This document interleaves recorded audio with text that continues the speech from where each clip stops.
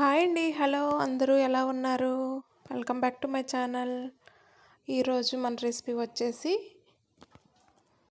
ముంబై స్టైల్లో మసాలా పావ్ని ఎలా ప్రిపేర్ చేసుకుందామో టేస్టీగా ఈజీగా ఎలా ప్రిపేర్ చేయాలో చూపించబోతున్నానండి. ఇలా చాలా తక్కువ టైంలో ఈవినింగ్ స్నాక్స్గా పిల్లలకి 5 to 10 మినిట్స్లో ఇలా ప్రిపేర్ చేసి కమ్మగా తినేయొచ్చండి. చాలా అంటే చాలా బాగుంటుందండి. ఈ వీడియోని లాస్ట్ వరకు చూడండి. దీంతో నేను 2 టైప్స్గా మసాలా పావ్ని ఎలా ప్రిపేర్ చేయాలో చూపించబోతున్నానండి. ఈ వీడియోని లాస్ట్ వరకు చూడండి. ముందుగా పావ్స్ని తీసుకోవాలండి. పావ్స్ని ఇలా ముక్కలుగా కట్ చేసి పక్కన పెట్టుకోవాలి. ఇప్పుడు కడాయి తీసుకొని అందులో కొంచెం నెయ్యి అప్లై చేసి మనం కట్ చేసిన పావ్ పీసెస్ని ఆ నెయ్యిలో కొంచెం వేపించుకోవాలండి. మీరు నెయ్యి ప్లేస్లో బటర్ కూడా యూస్ చేసుకోవచ్చండి. నేనైతే నెయ్యి యూస్ చేశాను. ఇలా పావ్స్ వేగాక తీసి పక్కన పెట్టుకోవాలి. ఇప్పుడు అదే కడాయిలో కొంచెం బటర్ అప్లై చేసి తర్వాత కొంచెం ఆయిల్ వేసుకొని ఈ ఆయిల్ బాగా హీట్ అయ్యాక మనం 1 స్పూన్ జీలకర్రని యాడ్ చేసుకోవాలి. తర్వాత సన్నగా కట్ చేసిన వెల్లుల్లిని ఇలా చిన్న ముక్కలుగా చేసి యాడ్ చేసి బాగా ఫ్రై అయ్యే విధంగా కలుపుకోవాలి.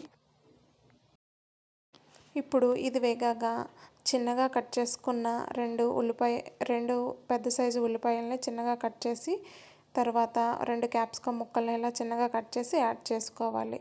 ఒక పెద్ద సైజు టమాటాని ఇలా చిన్న ముక్కలుగా కట్ చేసి యాడ్ చేసుకోవాలి. ఇప్పుడు కొంచెం పసుపుని యాడ్ చేసుకోవాలి. తర్వాత రుచికి సరిపడా సాల్ట్ని యాడ్ చేసుకోవాలి. ఒక 1 స్పూన్ కారాన్ని యాడ్ చేసుకోవాలి. ఇప్పుడు ఒక చిన్న టేబుల్ స్పూన్ జీరా పౌడరు, ఒక చిన్న టేబుల్ స్పూన్ ధనియాల పౌడర్ని, కొంచెం గరం మసాలాని యాడ్ చేసుకోవాలి. యాడ్ చేసి ఈ మిశ్రమాన్ని బాగా కలుపుకోవాలి. చూడండి ఇలా దగ్గరకు వచ్చి వేగాక మనం ఇప్పుడు స్పూన్తో ఇలా మెత్తగా అయ్యే వరకు కలుపుకోవాలి. ఇలా మెదుపుకోవాలండి. కొంచెం మెత్తగా అవ్వాలి. ఇప్పుడు మీకు అవసరమైతే కొంచెం వాటర్ని కూడా యాడ్ చేసుకోవచ్చు. ఇప్పుడు పావ్ బాజీ మసాలాని, కొంచెం చాట్ మసాలాని యాడ్ చేసుకోవాలి. తర్వాత సన్నగా తరిగిన కొత్తిమీరని యాడ్ చేసుకోవాలి. యాడ్ చేసి మిశ్రమాన్ని ఇలా మెదుపుకుంటూ మెత్తగా అయ్యే వరకు కలుపుకోవాలి. ఇప్పుడు 1/2 చెక్క నిమ్మరసాన్ని ఇందులో వేసుకోవాలి. వేసి మళ్ళీ కలుపుకోవాలి. ఇప్పుడు ఈ మసాలా కర్రీ రెడీ అండి. ఇప్పుడు కొంచెం సపరేట్గా మనం ఒక బౌల్లో తీసి పక్కన పెట్టుకోవాలండి. అది ఎందుకు పెట్టుకున్నానో మీకు తర్వాత చెప్తాను. ఇప్పుడు మనం ముందుగా కట్ చేసుకున్న పావు పీసెస్ని ఇందులో యాడ్ చేసి బాగా కలుపుకోవాలి. ఈ మసాలా అంతా ఈ పీసెస్కి బాగా పట్టే విధంగా కలుపుకోవాలి. చూడండి ఇలా కలుపుకున్నాక అంతేనండి. మనం సర్వింగ్ బౌల్లో తీసుకొని సర్వ్ చేసుకుంటే రెడీ అండి.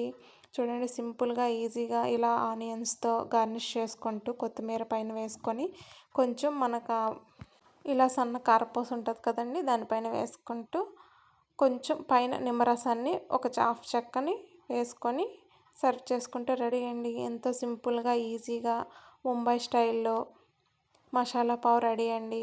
ఇలా ఈజీగా చేసుకోవచ్చండి. ఈవినింగ్ టైంలో పిల్లలు చాలా చక్కగా తింటారు ఎంజాయ్ చేస్తూ.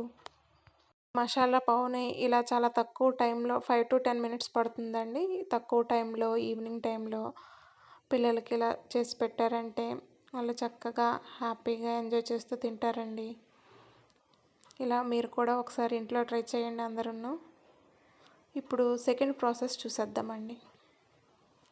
ఇప్పుడు ఒక పాన్ తీసుకొని దానిపైన గీ అప్లై చేసి దానిపైన ఒక చిటికెడు పసుపు, కొంచెం పావ్ బాజీ మసాలాని యాడ్ చేసుకొని మన పావ్స్ ఉంటాయి కదండి, ఆ పావ్స్ని దానిపై మసాలాని పట్టించాలి. చూడండి ఈ విధంగా మసాలాని పావు 2 వైపులా కాల్చుకుంటూ మసాలా పట్టే వరకు అలా కాల్చుకోవాలండి.